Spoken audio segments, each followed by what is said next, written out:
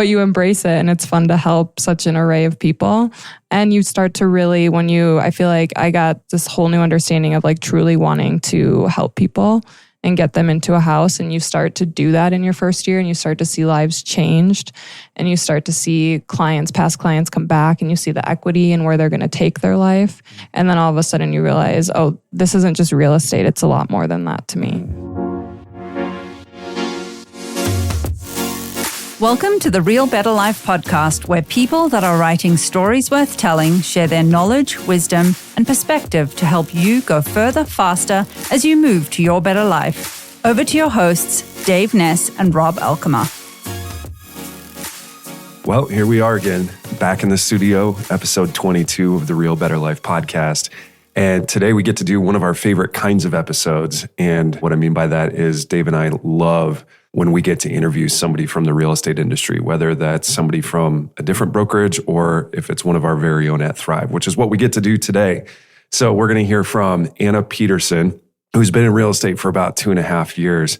And we're going to hear about her start in real estate, how she made the decision to jump into the career, what are some of the things that helped her to be successful, but also what are some of the challenges that she had to overcome. And so some of the themes you're going to hear today are the importance of having a really dialed in morning routine. You're going to hear this theme of just putting in the work, and there is no special sauce. You just got to do the work. We're going to hear about keeping the big picture in mind and not getting too caught up in what's going on short term. We're going to hear about staying grounded in your faith life and the things that really help you be the best version of yourself. And then we're also going to hear about not taking things too seriously, right? And as Anna would put it, you just got to chill. You just got to relax. And lastly, probably my favorite thing we're going to talk about today is we're going to talk a lot about the power of relationships. And that's definitely a huge driver for Anna and one of the things that creates a lot of meaning and purpose, both in her business as well as in her personal life. So with that, let's dive into the episode. Hey, everybody. Got Rob Alkema here and myself, Dave Ness, on another episode of the Better Life podcast. The Real Better Life Thank podcast. You. So it's funny, the last episode you actually said the Better Life podcast. Yeah. And I was like, well, it is the Better Life podcast, but Brandon Turner also has the Better Life podcast, and he's got he's got a few 100,000 followers. We got a few dozen. We have 3. It's the 3 of us sitting in this room right now. I guess I didn't have an excuse last month, but this month, one of the reasons I'd skipped that is because I'm not drinking. So I think I have an excuse. You're off your game. So I'm off my game. I don't even know what the title of this podcast is. Listen, we don't The Real Better Life podcast. We don't want you guys to get confused with somebody who's much more successful than we are. we want to be sure to differentiate ourselves. Right. There's full disclosure. There it is. So here we are. And we have an amazing guest today. Super excited to spend time with Anna Petersen, formerly Anna Eddy. Good job. But just got, I did got Nailed that right. it. Yeah. Formerly Anna Eddy, but married Kyle Petersen. So yeah, we've got the dynamic duo at Thrive Real Estate Group. Couldn't be happier to have both of them. But today specifically, we want to get to know Anna a little bit better. She's got an incredible story and just lots of different nuggets, I think, to share. And I think her performance and what you've done shows that clearly. And you got back from your honeymoon how many days ago? About a week ago. Yep. Here we are. Right back to it. Boom. In the podcast. I love it. Cheers to that. Cheers. There we go. There's the clink. And away we go. Right. All right. So let's get started. Let's dive right in. You want to kick off? Yeah, we always start with what do we want people to take away from this? And I'll be really brief, but these are some of our favorite episodes. I don't know if they're everybody else's favorites to listen to, but who doesn't love a great story? Yeah. And you certainly have a great story. In fact, we both came back from your wedding and both commented on, oh, once you meet Anna's family, it makes a lot of sense why she's so successful. It's just like, we felt like we understood you a lot better. Like just learning more about your background and your family, and you have amazing people around you. So we just want to hear about what are all the things, what were all the years of helping you become, quote unquote, an overnight success in real estate. And then we want to talk about some of the keys that have helped you be really successful and what does successful even mean. And we'll get into that. And then also, what were some of the obstacles that you had to overcome on your way to achieving the successes you have and hitting the goals that you've already accomplished. So to kick things off, why don't you tell us a little bit about life before real estate? Like, what would you want people to know about your backstory? And then we'll get into, obviously, how you transitioned into real estate. Yeah. Cool. Let's do this. I am originally from Minnesota. a small town, but my now husband would say big town since his is much smaller than mine. So when we talk small, how Like small? 30,000. Okay. His is 600. So Oh, wow. I didn't know that. Dude, that's insane. Yet another bullet point to make fun of. yep, Yeah. go for it. Yeah. I probably sold insurance there at some point. You probably sold books there at some point. It's hilarious. So small town, Minnesota, born and raised there, went to college up in the cities, University of Minnesota, go Gophers. Nice. Wanted to come out to college in Colorado, but didn't want student loans. So said, I will move the second I graduate. I did about 2 days after I graduated, moved out to Colorado. Nice. Been out here for about 7 years now. Jumped into the sports world. Started as an intern working 28 hours a week, $9 an hour. Not living paycheck to paycheck, not even making it paycheck to paycheck. That's actually more than the average agent. Yeah, so good. not wrong. Yeah. That's so good. Not at Thrive, just in general, Yeah, average agent. yeah. Just to clarify.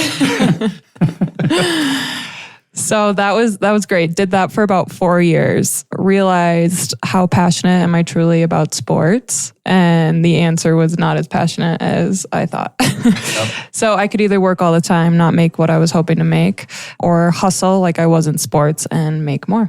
So my aunt back in Minnesota said, you should go for your license. And I said, all right, I'll try it.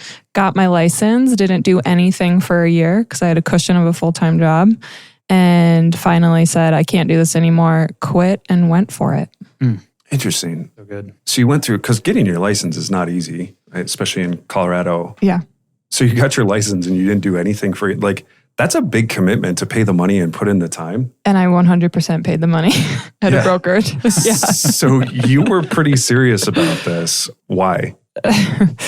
I just had a feeling that my future was going to look different than what the path I was on. But I think the fear of losing the paycheck that I was getting got in the way, and then just had a breakdown and thought, okay, the future that I'm seeing is not what I want. And I want flexibility when I'm a mom and have a family to still have a part-time job or still be in real estate or still have that opportunity to work, but also be part-time and choose my own hours. And sports was the exact opposite of that. So it was either start now or start then, and starting now felt a lot easier than starting then. Yeah. And then what was the catalytic event to finally making the transition? COVID. And the fun part of sports was taken away. So the games and concerts and the perks of the job. Yeah. So we were mostly, I wasn't working. I didn't have overtime pay or anything like that. And it just became not what the fun part was gone. Yeah. Yeah. So then it just became, okay, this is just a job. this is just a job. Yeah. Okay. Yeah. And you already had your license at that point, and so that's like gnawing at you the entire time, I would imagine. I was doing open houses every now and then. Okay. That they probably thought I was a stranger off the street. I had no idea what I was doing. I had nothing. There was no preparation. I just showed up and put a sign outside. Love it. And hoped for the best. And the best never came. Oh my gosh, that's so good. Yeah. Follow-up question was there's probably other people that are listening that also can identify with the, I put in quotes, the fear of losing a paycheck because it's consistent and it's predictable and it's something that you can rely on and you can project and you can say in the next 6 weeks, I'm certainly going to make X amount of money. Yep. So then you can budget by that. You can kind of look forward and go, okay, this is what I can and cannot do with my world, with my life. So was it that the pain of the current situation that you had with your job and all the fun parts and the connecting parts and the people, all that was taken away, the pain became greater than the fear? 100%. Yeah. Yeah. Yeah. And then the fear was either, again, if I do this now or with a family, what's more scary? And doing it now with no responsibility behind me Yeah. felt like mine as well. What do I have to lose at the end of the day? Yeah. Like in the future, raising kids is hard, but all you have to do right now is raise a husband. And at the time, I didn't even have a husband or a boyfriend. Particularly Kyle. Correct. Kyle, sorry. You're going to have a few jokes during this episode. So if at I your start expense. backing down on production, that is why I'm raising him. Yeah. Someone's got to feed the Kyle. Yeah. Oh my gosh. Yeah, those 8 eggs every morning are gonna catch up. So good. Okay. That actually makes a lot of sense. And I'm sure other people can identify with that. And especially if you're there right now, like you want to get into real estate, you might be listening to this and going, I want to get into real estate. Maybe you already have your license even. Can we touch on one thing? Because this actually came up for you this past week. We talked about it like yesterday or the day before. You were talking to somebody who's been interviewing with us and they asked about getting into the market right now. And so it just hit me like you left during COVID, which means you got into real estate during COVID, which is a pretty scary time. You know, when the governor says you literally can't do showings. You can do real estate, you can do everything. You just can't do showings or closings. Yeah. And so talk about that. Okay. Talk about walking into real estate at that moment where I think that was far from an ideal market, right? Yeah. And then the time after that turned out to be gangbusters, but who could have possibly predicted that? So talk about that for a second. Like, what was that first year like for you transitioning into real estate? What were the highlights? What were the lowlights? And what was it like getting started in this very uncertain, unprecedented, scary market that you started in? So I started actually August of 2021. So I got my license 2020. That was the whole year that which I think also the craziness of the world probably was a factor in that. But I started, August of 2021, just as an individual agent. Did that for about 30 days and got nowhere and felt like I just wasted 30 days of my life. So I thought I'm going to join a team, learn quick, get experience, and build my database. I pulled out a certain amount of savings and had 3 months to make something happen. And I got to the end of that 3 months and had my first closing and got the exact amount that I pulled out. Wow. Oh, wow. And I sat in I sat in my car, looked at the check, cried, and thought, all right, I got another 3 months. Let's go. Bought myself another 90 days. I just bought myself another 90 days. Yeah. Incredible. And kept going and haven't stopped since. Dude, give me chills. I know, right? Talking about that. Dude, so good. Crazy. Not to say it wasn't a whirlwind and very stressful in this moment, but of course. it worked out. Well, so how many transactions did you do in your first 12 months? Do you recall? I did 18 Okay. in my first. It was from September to December. Yep. Like September of okay. 2021 to December of 2022. 2. Yeah. Okay. So a little bit over a year. Yeah, so about 18, 15 months. Yeah. Okay. Good. What went really well for you that you look back and you're like, wow, really glad that I did that during my first year, stuff that helped you get off to a strong start? And then what are things that you look back and go, well, if I had a do-over, I would definitely do that differently? I'll jump in too, because we have to unpack the 18 just for a hot second, because that's totally incredible, right? I mean, I think most agents get into real estate and they're thinking, if I can eke out 3-4 transactions in their first year, that would be a success, right? Like if I minimize my losses in terms of the money I have to outlay in order to do this, or at least just break even, that would be big, right? Yeah. And so I think when people hear 18, they go, whoa. Like that, like how many people actually do that? And that's crazy. She must be the silver tongue saleswoman or have a ton of experience or, whatever. So definitely spend some time talking about like the 1, 2, 3 things that you think are like bedrock in terms of like when someone's listening to that and they go, how's that even possible? Like, is that real? And it is real, by the way, for our listeners. But yeah, and what are the bedrock principles? good point to pause on that, because as of last year, if you did 10 transactions in a year, you were in the top 5% of all realtors in the state of Colorado. Yeah. Wow. Right. So you did 18 in your first year, which by the way, if you do roughly 30, 32 transactions in a year, you're in the top 1% of all realtors in the state of Colorado. Yeah. So go. Smooth transition.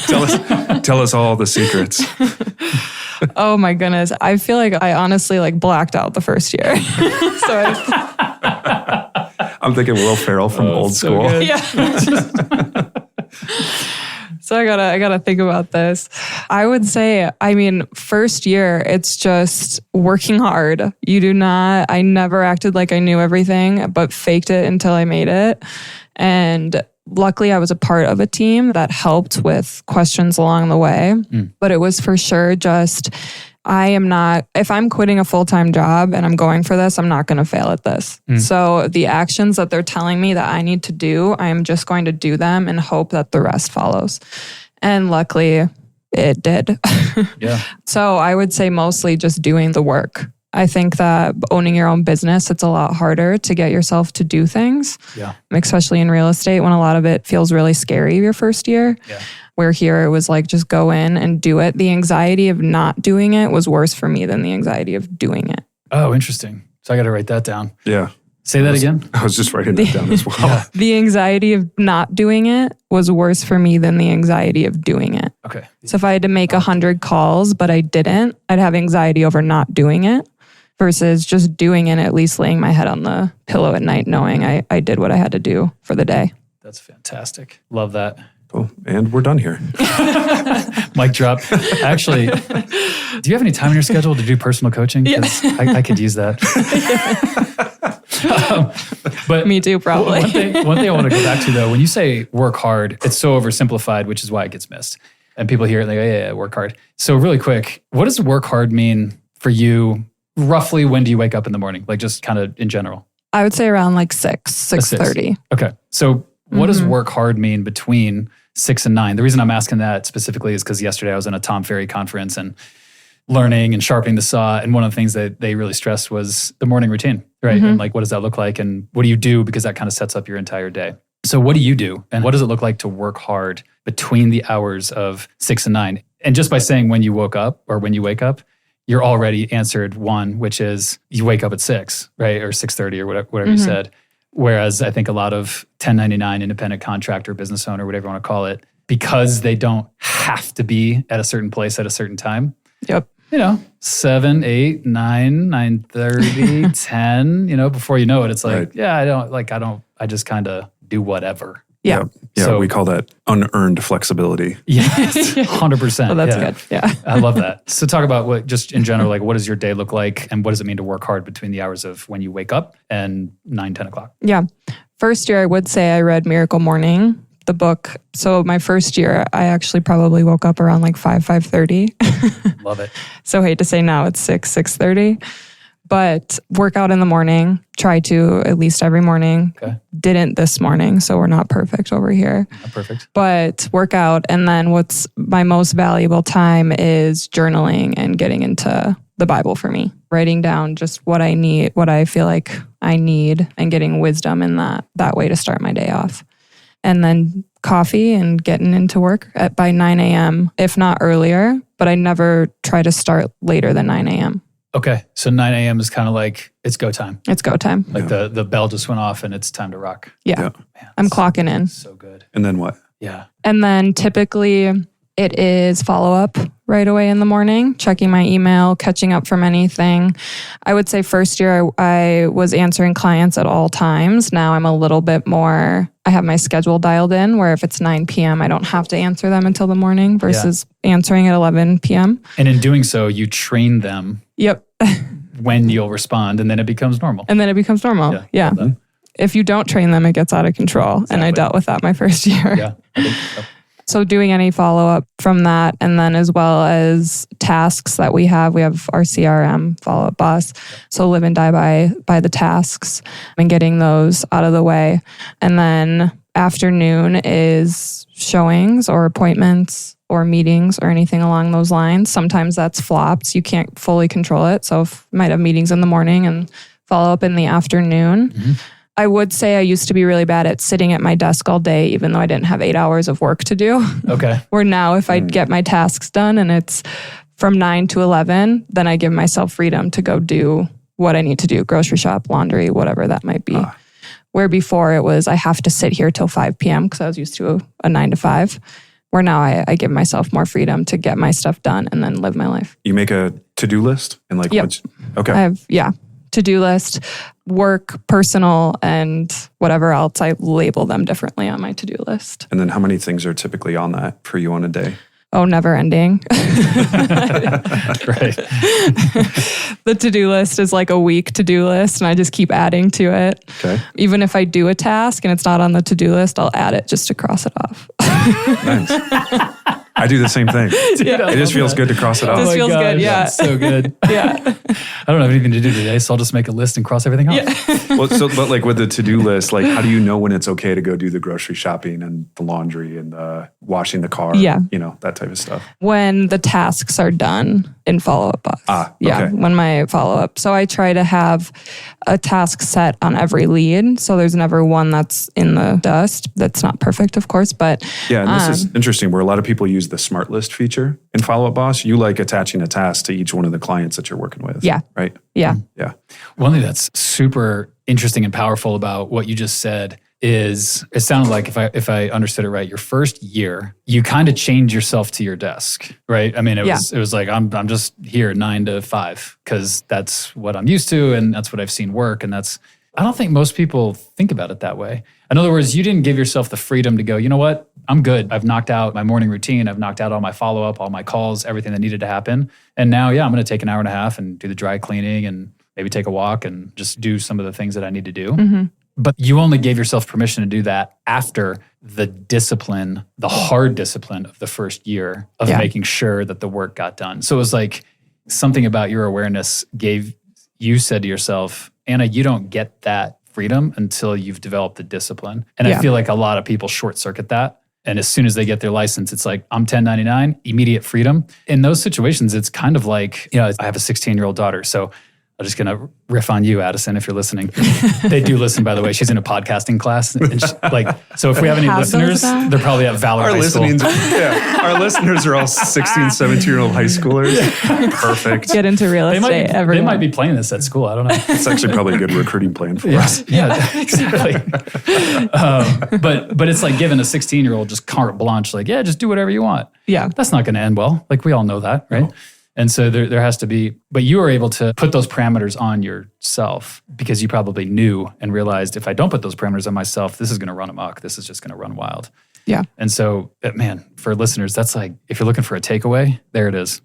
Yeah. Do not give yourself permissions or luxuries or freedoms until you've developed the discipline so that you can return back to it, right? Because if you walk the dog and pick up the dry cleaning, that can quickly run into 5 o'clock. Yep. And then 5 o'clock clocked out. Yeah. Yeah. And then your whole day's done. Yeah. It's huge. Well, we're our own employer. So if I have an employee that I hired and they're leaving at noon without their tasks done, I'm not going to be happy about it. So it's the same thing Bingo. For myself.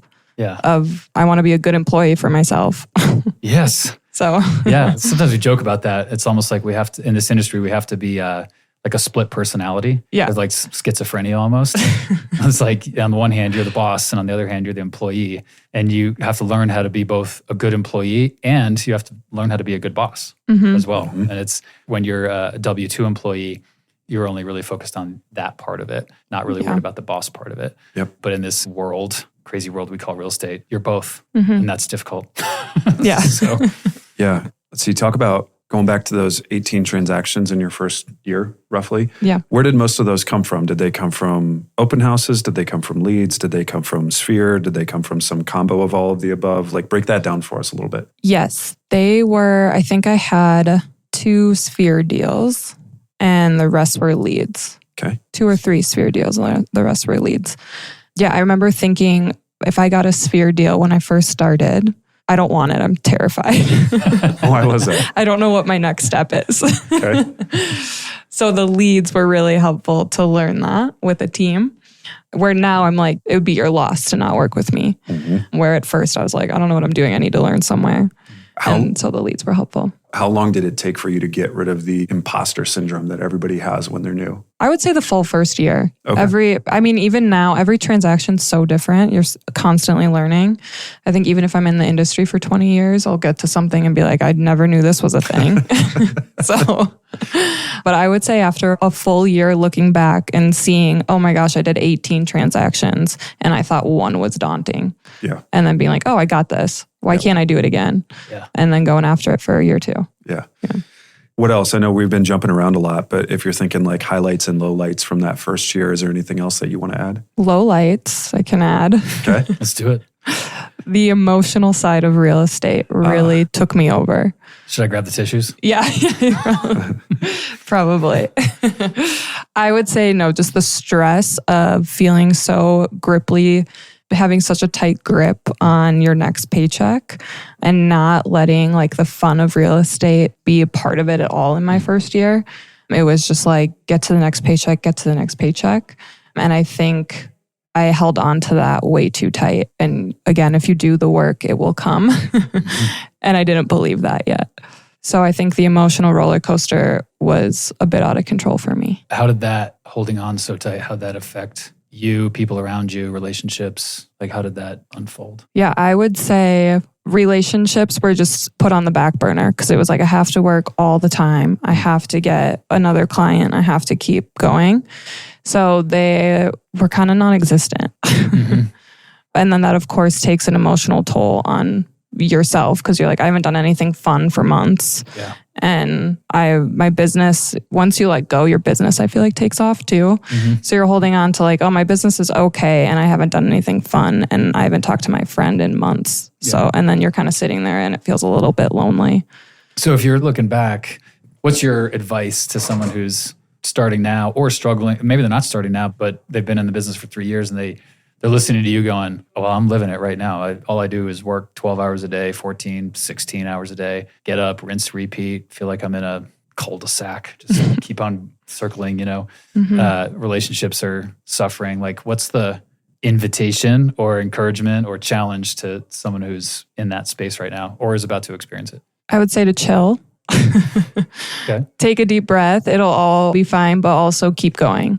So what, if you can have both at the same time? Yeah, because that's such a good question. I wanted to go there as well. Like, what changed for you that you finally got over that hump? I think for me, it was like from more of a religious standpoint, like God will always provide. And he's shown that over and over again. So why am I still holding on to this? And I would literally do like a motion of like dropping the stress from my hands to be like, it's fine. It'll all work out. And just not taking it so seriously. At the end of the day, like, I think it was also this definition of, I know we talked about like, what does success look like? Yes. And I think for me, it's not necessarily the amount of money I make or the number of transactions. It's more so the relationships in my life. And you can have both. You can be successful and have relationships. And I was told the other way, you can't have both for a while. And I believed that. And I chose the work side of things. Yeah. Yeah, because that's a hard world. That's sort of the ultimate dichotomy in our culture is how do I live lightly while still pursuing excellence at my craft? Right? Which is essentially what you're talking about. And yeah, talk a little bit more about that definition of success. Was that something you were cognizantly aware of, or is that something that you finally sat down and spent some time with because you got frustrated? Like, what did that look like for you? Yeah, I was definitely not aware of it. I sat down, took some time and thought, okay, again, where do I want my life? What does my life look like now? I think that's part of like being the boss of like, what's my review in all of this and being honest with yourself of what that looks like.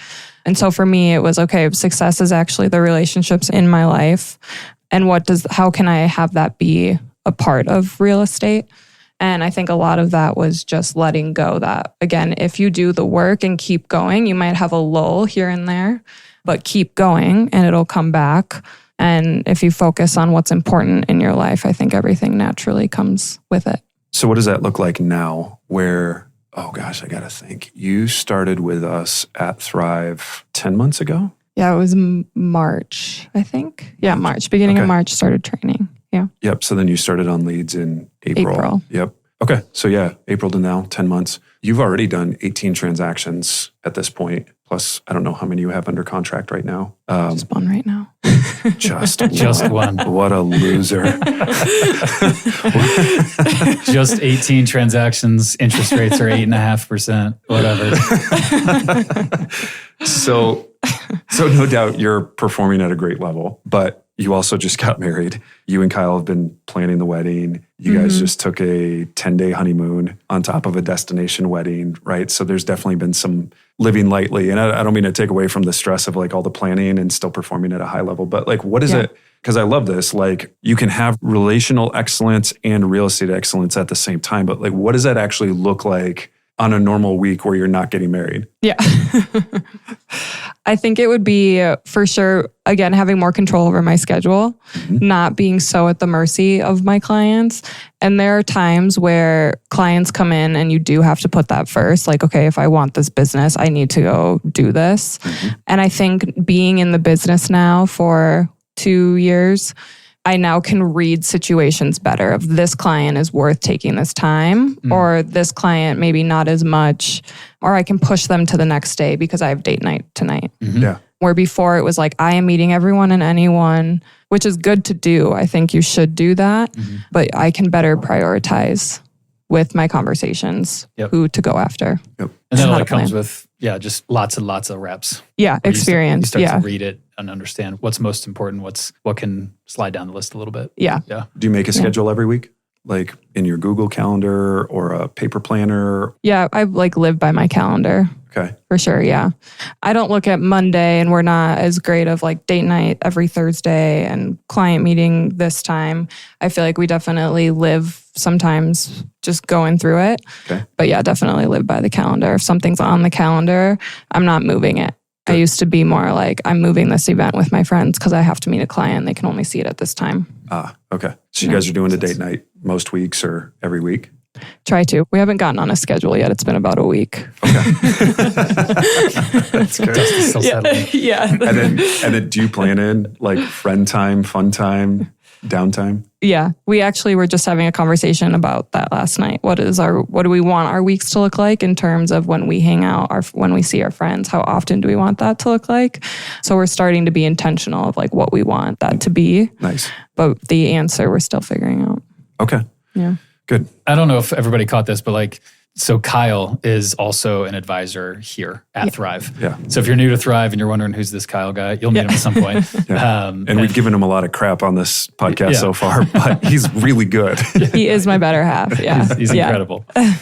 Awesome. If you're looking back, and I know you named some of the hard things, like the kind of the dark moments of your first year. So what's one thing that you would have done more of for your first year? And maybe even now, like it doesn't have to be limited to your first year, but what's something that you would do more of? And you're even thinking maybe like this year, if you're thinking back to the end of last year and going, yeah, my business plan, I really wanted to do more of this. And then what's something you look back on and go, I actually thought that was going to be like super, super important. And it really wasn't. Like it was kind of like if I was coaching somebody, I would tell them, don't worry about doing that. Yeah.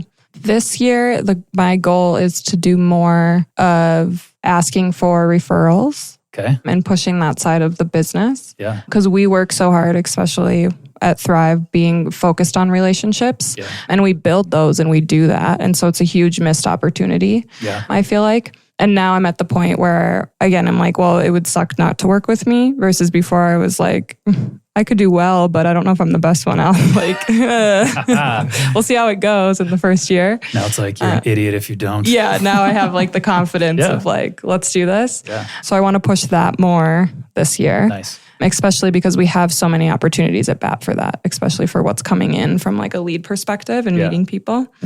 And then what was the second?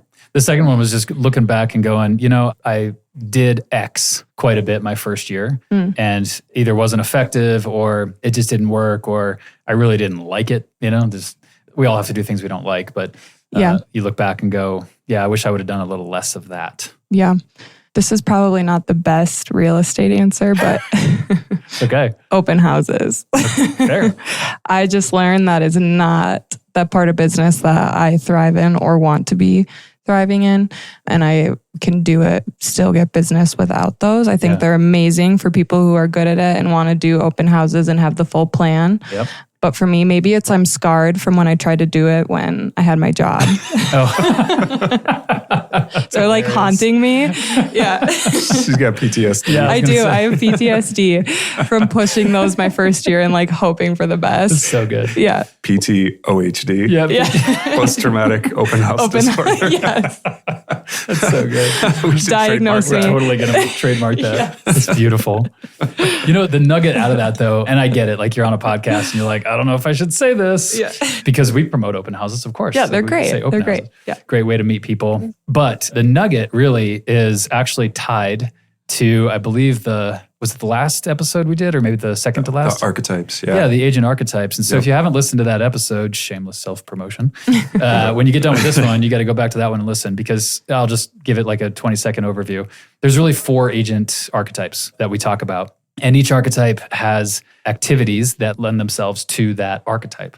And what we don't do a good job at in real estate as an industry, just in general, is helping people to identify what their agent archetype is. It's kind of like a personality type. Yeah. It doesn't mean that that's the only thing you're ever going to do. Obviously, there's a little bit of all the archetypes in being an agent. Like you're going to do 5 to 10% of all of them at some level. But knowing what really is fun to you and exciting and engaging and things that you actually enjoy doing, that's like half the battle. And that tool from T360 makes it so clear where you are on that agent archetype model, and then clarifies, okay, so how do you double down on that? And yours just happens to be one that doesn't lend itself to open houses. Doesn't mean that the strategy is wrong or the tool is bad or the tactic isn't good. It just means that your agent archetype just doesn't lend itself to that. But there's other things that you go, however, I crush it over here and I love doing, X and Y and Z. Yeah. Yeah. Like I wrote down when you said that it's not your sweet spot. Yeah. Right. And so that's incredibly important to know what is in your sweet spot, what's not in your sweet spot, and then play to your strengths. Right. Like there's this myth out there of like, I should be doing more than I am. And maybe that's warranted if you're just not trying hard. But the reality is that you're actually going to get more done by being more narrow than you are by being more broad. Yeah. Right. And instead of doing a bunch of stuff because you feel like I should or I'm supposed to,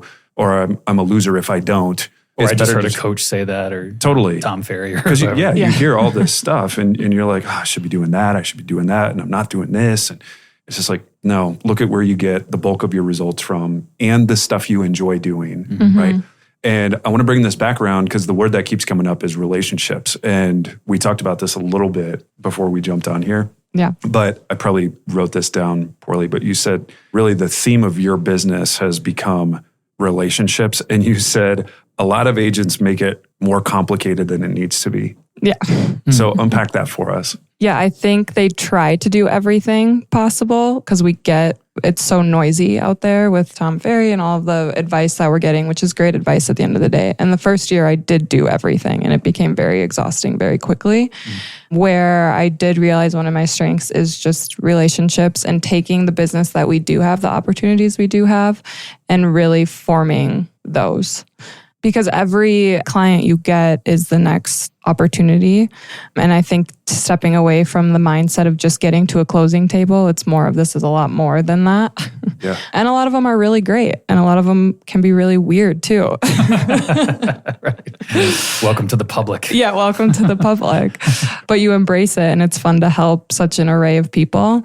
And you start to really, I feel like I got this whole new understanding of like truly wanting to help people and get them into a house. And you start to do that in your first year and you start to see lives changed and you start to see past clients come back and you see the equity and where they're going to take their life.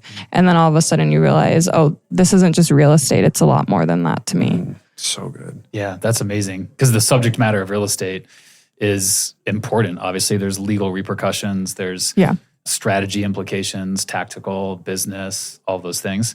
Yeah. But the core of it at the end of the day is relational capital. Yeah. I mean, that's really what drives everything. And if it doesn't, if you're a listener or even here at Thrive and you feel like you're on the, the treadmill, just transaction, I totally agree. It is exhausting because then the reason it's exhausting is because there's nothing more than just the transaction. There's no relational connection. There's no future relationship. And it's just rinse and repeat over and over and over again. And even if it's profitable, it's not nearly as exciting at best. And at worst, it can be really disorienting and exhausting. Yeah. I think I realized that when I showed up to a closing and my client also got me a gift. Yes. And I was like, oh, wait, this is like... this can be a two-way thing. This could be a two-way thing. That's amazing. It's really, really big. This isn't just me working for you. Yeah. This is more than that. And this all of a sudden became more fun. Yeah. That's good. You also said something that stuck with me, and I wrote this down. I wanted to come back to this. You said, when it comes to successful agents, you've seen that there's really no special sauce, right? So talk about that more. Yeah. I feel like you can listen to like podcast on podcast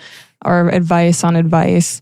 And it's just I think people look at successful agents and think, what are they doing? They're just doing the work, I feel like, is what I have found over and over again. Yeah. And so I think people think there's more to it, but there really isn't.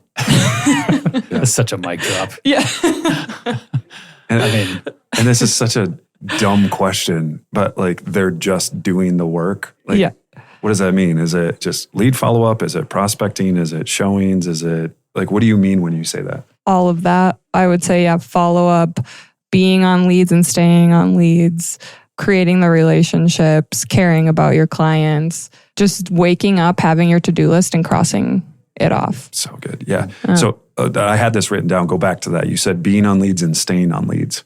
And it's this staying on leads part that's hard. So here's what I had written down. Like, what would you say to, this is a common thing, right? More common than maybe people realize. What would you say to people that get sick of working leads because of the chaos of leads, the urgency of leads, the lower split because it's company-generated business rather than self-generated business? Or there's a lot higher accountability that comes with leads than when you're just generating your own stuff. So yeah, talk more about that on what would you say to somebody who's maybe struggling with some of those, what's the right word? Some of the hangups or some of the baggage of being on leads for... Or burnout almost. Yeah, there you go. Because when you're on it for a year or two or three, like those are normal thoughts to have. Those are normal objections that I think people encounter. So what would you say to that? Again, I feel like pretty simple, like change your mindset.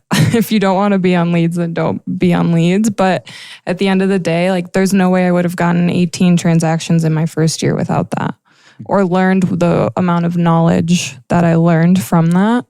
And so the mindset is not like, oh, I have another lead I have to go meet at a house that might not work out. It's like, oh, I have another opportunity to build a relationship. And I think it's really easy when it comes to burnout to be, and I've been there, I've totally been there where I'm like, oh, I'm so sick of meeting these leads. I'm exhausted. And you can take a second, you can recognize that. Again, your own boss, so be honest with yourself. But I would say it's just, changing the mindset of these are opportunities and what's your end goal in this business. And mine is to build a database, help more people, and get, to more of the sphere portion eventually. But at the end of the day, even if I have a sphere business and I want to get on leads, like still great opportunities. Yeah. And it's not that hard. Too. I promise I did not ask her to say that. Preach. I know. You were going to say something as well. What was it? No, as along those same lines. I felt like, sometimes in our program, which we call the RISE program, the Relentlessly in Search of Excellence, there's 3 phases. It goes base camp, ascent, up to summit. It's a nod to Colorado, mountain climbing, of course. But base camp is all about getting in and developing a database.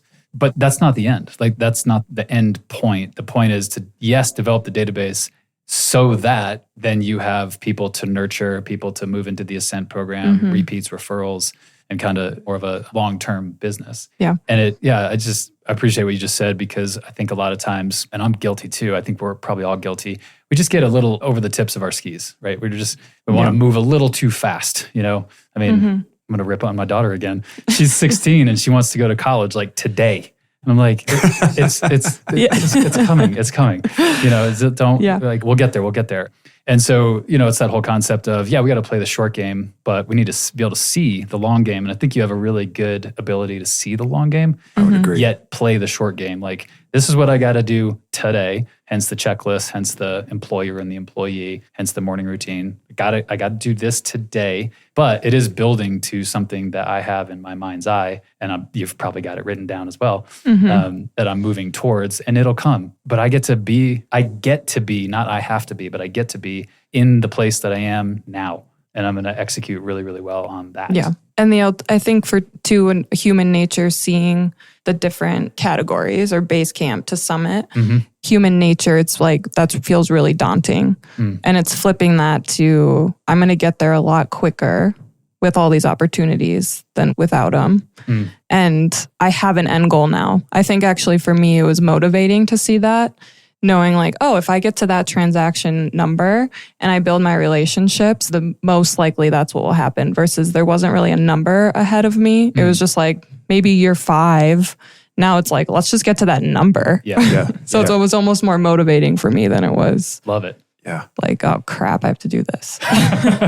Right. It demarks of time and space to say, and I love what you said, it's not just about the transaction number, it's about the relationships that are built into the transaction number. Because you could get to 200 closings, and it sounds weird to say, but you could get to 200 closings and still not be in the Summit program. Yeah. Because you didn't build the relationships along the way. I talk to those people all the time. Yeah. And 200 to 1,000 transactions, and they're still looking to change brokerages and get on leads because they don't have as many repeats and referrals as they want. Because it was a transaction. It was 200 transactions. It wasn't 200 relationships. It might have only been 20 relationships. Right. Right. And that's a scary place to be. Yeah. So it's like that old saying, you know, like, do you have 10 years of experience or 1 year of experience repeated 10 times? Yeah. Right. And so I like how you approach all of this, like Dave said, with the long-term perspective and the end goal in mind, but you're still able to play the short game and be very focused in the short term. Yeah. So good. This is probably a pretty good spot to wrap up. Did we leave anything out that we should talk about before we jump off? We only made fun of Kyle twice. I feel like we should have one more. I just can't think of anything right now.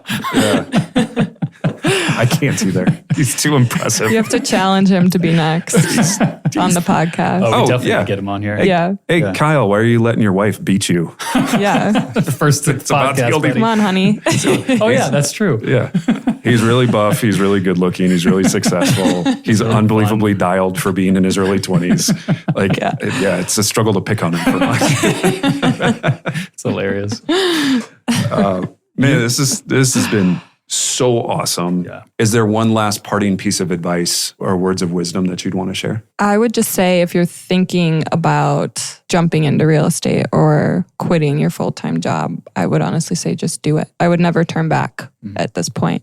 So if you need that extra push, here it is. Nice. Love So- it. Yeah, it's so good. What a great way to wrap up. I know. I got a page full of nuggets here that if you don't mind, you're probably going to get bored, but I'm probably going to repeat a lot of what you said at the next company meeting. You're like, that was mine. But, that's, I heard, what was it? Oh, Tom Ferry yesterday said, he said something and he's like, this is R&D. In real estate, it's R&D. Rip off and distribute. I love that. Don't reinvent the wheel. what I do. That should be my, I love that. Right. So good. But no, you've been awesome. Thanks for being here. And thanks for turning your whole life towards Thrive and what we're up to here. And it's an awesome partnership to have you here. I'm happy to be here. Thanks for having me on the podcast. Absolutely. How fun. Anytime. Yeah. Right on. Anytime. All right. Till next time. Yep. Cheers.